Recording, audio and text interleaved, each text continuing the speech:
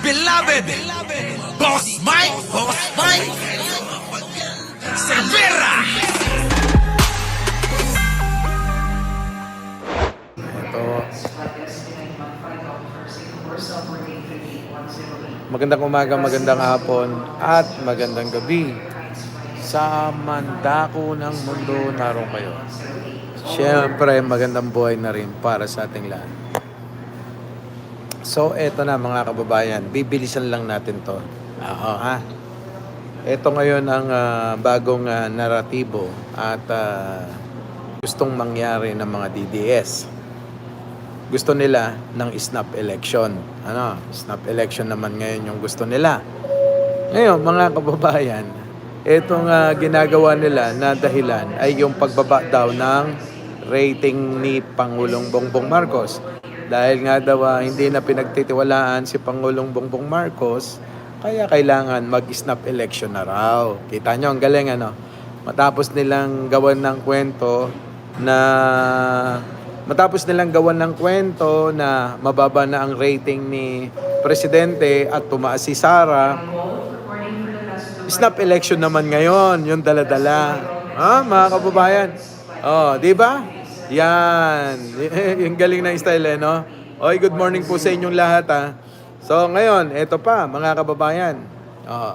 Kung sakali na mag-snap election sa hiling nila, naku, mukhang boarding na. Boarding na.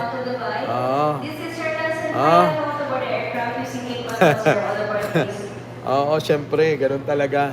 Layas lang ng layas. So, ito, punta muna natin yung topic, mga kababayan, So, kung etong snap election na panawagan po nila, kalukuhan po ito. Hindi po malabong mangyari. Malabong mangyari. Malabong mangyari po yan. Sapagkat, alam nyo, mga kababayan, unang-una, itong survey na ginawa nila, peke. Ikalawa, mga kababayan, hindi papayag yung mga Pilipino. Ikatlo, malapit na ho ang eleksyon. Hintayin na lang dapat po nila yung eleksyon sa 2028, Nang sa ganon, doon magkaalaman. Yun, kung makakatakbo pang Pangulo si Sara Duterte. Pero ako, mas gusto ko na makatakbo yan para magkaalamanan. Para malaman niya natalo siya. Ngayon, ito pa, mga kababayan. Kung sakali na matuloy ang snap election, kung sakali lang, tatanggapin ba nila yung magiging resulta? Kung matalo sila? Siyempre, hindi. Hindi nila tatanggapin yan. Sasabihin nila, dinaya. Hinahalin tulad nga nila yung nangyari kay kanino? Kay Cory at saka kay Makoy noon. Natandaan nyo po ba? Nagkaroon ng snap election pero nanalo si President Marcos noon, tapos hindi matanggap ng kampo ni Cory. Di ba? Ang sinabi, dinaya. Ganun din ang gagawin nila. Mag-snap election man yan, sabihin nila dinaya. Tulad niyan, kahit man yung panawagan nila, magpa-drug test ka na. Kahit naman hugawin niya yun, hindi rin naman nila tatanggapin. Titigil ba yung mga yan? Kung sakasakali na magpa-drug test si Presidente, hindi pa rin titigil yung mga yan. Kahit na anong gawin ni Pangulo, hindi titigil yung mga yan.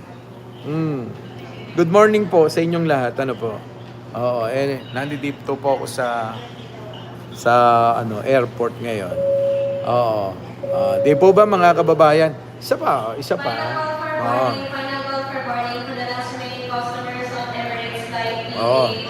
Yon. That's Mr. Seth. Akala ko ako na So yon, di ba mga kababayan, eto pa.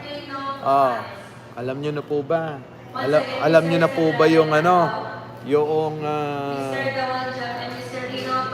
bagong balita? Opo, mga kababayan, bagong balita po itong kidnapping na nangyayari. Yung kidnapan po na nangyayari.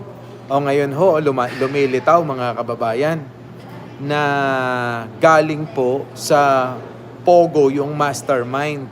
O ngayon, di po ba't inaano nila yan kay Pangulo? Sinisisi nila na sinisisi kay Pangulo. Di ba dapat kay Duterte nyo isisi yan? Dahil si Duterte yung nagpasimuno ng pogo-pogo na yan dito sa bansa. O ngayon, na-discover, nalaman na ang mastermind galing sa pogo. Na-incheck din mga kababayan. O, kita nyo? Ano yung sabi ko sa inyo nun? Malamang nasa pogo yan galing. Dahil kapwa incheck yan. Sinabi ko yan nun eh. O, ngayon, hindi ba dapat sisihin natin si Digong? Na dapat siya sisihin dyan sa kidnap-kidnapan na yan. Napakarami nakikidnap, sabi nila. Dapat sisihin nyo si Digong. Kung hindi dahil sa kanya, walang ganyan.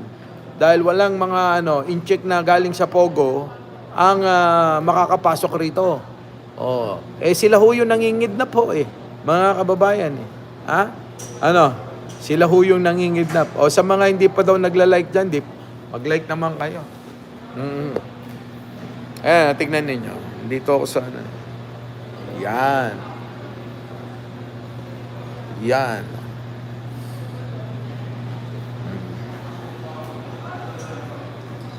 Diba? Dali lang baka mawala tong bag ko So ayun na nga mga kababayan. Diba? Dapat sisihin natin dyan mga kababayan yung nagpapasok ng pogo sa bansa. Nang sa ganun mga kababayan itong mga DDS matauhan kasi are you from China? No, I'm from Philippines. Sino ba to si Anton? Tinatanong ba ako kung sino to? Sorajet. Ako, Diyos ko. Ano ba naman yung mga nagko-comment sa atin dito? Mga kababayan. Hindi, kasama ko nandoon. Kasama ko. Hindi, tapusin ko muna itong topic ko. Ngayon, mga kababayan. Mga DDS. Sisihin nyo si Digong Sisihin nyo si Digong dahil siya yung nagpapasok ng pogo rito sa bansa at mga nagbigay ng mga dokumento ng mga incheck pekwa dito sa bansa. Mga kababayan. So ngayon, itigil nyo na yung pagsisi kay Pangulo. Kasi sinisisi nyo lagi si Pangulo. Ayan, dapat pasalamatan ninyo. Bakit?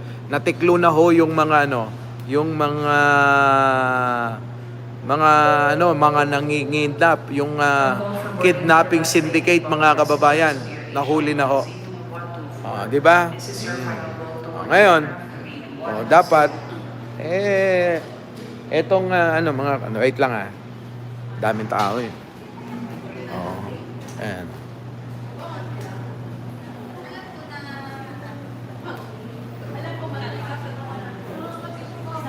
Ayan nanap ko. Yo. Hello po. Mga partner ko. Yan. So okay na, nakita nyo na Kasama ko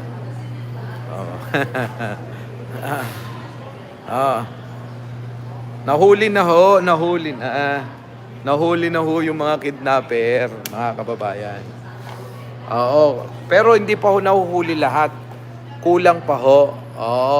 Kulang pa. So yun, mga kababayan, pati mga senador na pumabor, Boss Mike, na senador sa Pogo, na yan, wag dapat iboto. Nga, wag nyo iboto. Duterte. Di ba? Yun nga ho, dapat ang sisihin sa mga ganyan, mga kidnapan na naman. Siyempre yung mga Duterte. Huwag ho si Pangulong Bongbong Marcos. Di ba? Lagi na lang sinisisi si Pangulo. Kita nyo lumabas tuloy galing sa Pogo. Sino nagpapasok ng Pogo? Di si Duterte. Ngayon, mga kababayan, snap election naman ngayon ang panawagan nila. Snap election daw. Payag ba kayo nun? Bakit kailangan mag-snap election? May nahalal na presidente. Di ba? May nahalal na ho tayong presidente. Di ba? Bakit kailangan mag-snap election? Kasi kailangan nilang gawin yon. Kailangan nilang gawin na magkaroon ng snap election, manawagan ng snap election Dahil nga po mga kababayan, hindi na ho nila kayang patalsikin si Pangulong Bongbong Marcos sa pamamagitan ng mga black propaganda nila. So, ang kailangan na lang, ayan, gagawa ng mga senaryo na ang ending, ang target, snap election o kaya, hindi na nila mapagbitaw si Pangulo eh. No, hindi na sila, hindi na nila maaagaw ang pwesto kay Pangulo eh. Ng tulad ng ginagawa nila na puwersahan. Wala na ho. So kailangan gusto nila gawin kunyari legal. Legal daw na yung snap election. 'Di ba? Oh, 'di ba? Ayaw daw ni Melinda. Diyan sa pinawagan nilang snap election para saan? Kaya nga mga kababayan, meron na ngang nahalal ayaw pa nilang irespeto di po ba? Ayun, mga kababayan. So, mamaya po, pagdating ko po sa aking paroroonan, aming paroroonan, mamaya ilalive ko po ito. Kumbaga sa mga kababayan, paalala ko lang po ito na na magla-live tayo mamaya, parang teaser lang. Para baka ma-slap ko pa sila.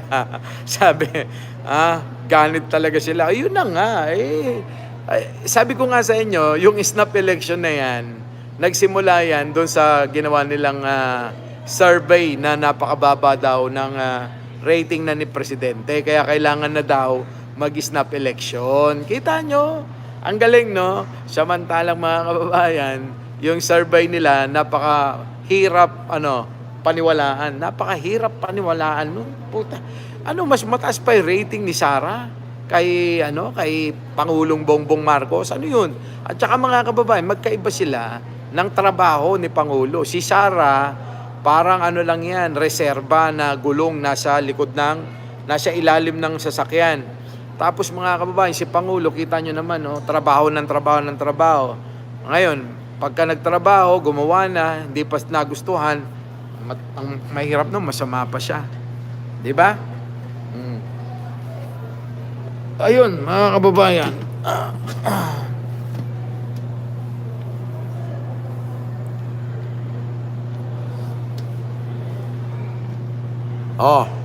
Ano po? So mamaya tatalakayin natin kasi nandito tayo sa airport pa. Ayan, lumayo lang ho ako kasi yung mga kasama ko maraming tao doon. Baka mamaya may umepal na DDS doon, baka masampal ko.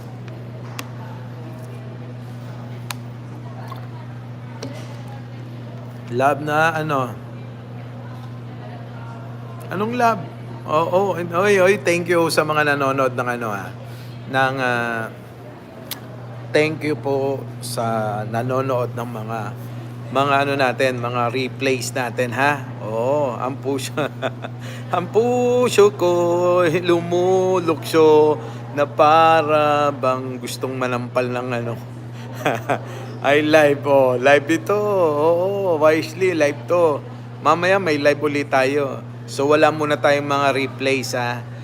Itong buong trip ko kasi mga 5 araw po ako, 4 na araw. Sa aking business trip. Business trip po Trabaho muna tayo. Trabaho muna tayo. So pag natapos ko itong business trip na tong mga kababayan, doon, baka sakali live replay. Pero pag nasa hindi dito ako, malamang puro live po tayo. At mas maganda, lagi baka sa cellphone ako mag-live. Ano po? Hindi ako pupunta roon. Pupunta ako ng North Korea. North Korea. So mamaya po, tatalakayin ko itong ating teaser na to. Yan, una, itong panawagan nila na snap election.